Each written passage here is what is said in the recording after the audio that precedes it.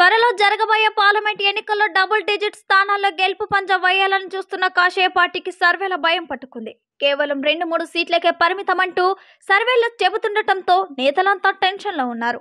ప్రస్తుతం ఉన్న రాజకీయ పరిస్థితుల ఆధారంగా పలు సర్వే సంస్థలు ఈ వివరాలను వెల్లడించాయి. తాము గెలుస్తామా లేదా అనే ఆందోళన వారిని వెంటాడుతోంది. ఒకవైపు తెలంగాణలో కనీసం 10 సీట్లు సాధించి తమ సత్తా ఏంటో చూపాలని కాషాయ పార్టీ రాష్ట్ర నాయకత్వానికి ఆదేశించింది. డబుల్ డిజిట్ టార్గెట్ గా ఫిక్స్ చేసింది. తెలంగాణలో 17 లోక్సభ స్థానాలకు గాను గత ఎన్నికల్లో 4 స్థానాలను పార్టీ కైవసం చేసుకుంది. ఈసారి కనీసం 10 సీట్లలో గెలుపొందాలని లక్ష్యాన్ని నిర్దేశించింది. కానీ ఆ లక్ష్యాన్ని అందుకోవడం కష్టమేనని సర్వేలు చెబుతున్నాయి. కనీసం సిట్టింగ్ స్థానాలు నిలుపుకోవడం కష్టసాధ్యంగానే మారింది. ప్రస్తుత పరిస్థితుల్లో కమలదళంలో ఆందోళన రేకెత్తిస్తున్నాయి.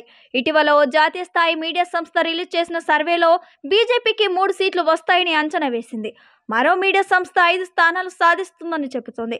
అయితే ఈ గెలిచే స్థానాలు అయోధ్య రామమందిరం, మోదీ చరిష్మా వల్లేనేనని స్పష్టం చేశాయి. పోటీ చేసే అభ్యర్థులపై ప్రజల్లో పెద్దగా నమ్మకం లేదని చెబుతున్నాయి. అసెంబ్లీ ఎన్నికల్లో తమకు తాము పెద్ద లీడర్లమంటూ చెప్పుకున్న వారంతా ఘోర పరాభవాన్ని మూటగట్టుకున్నారు. గెలిచిన వారిలో చాలా మంది కొత్త వారే. తమ సొంత బలం, పార్టీ సింబల్తో గెలిచారు. కాంగ్రెస్ బలహీనంగా ఉన్న చోట బలమైన లీడర్లను రంగంలోకి దించాలని బీఆర్ఎస్ ప్లాన్ చేస్తోంది.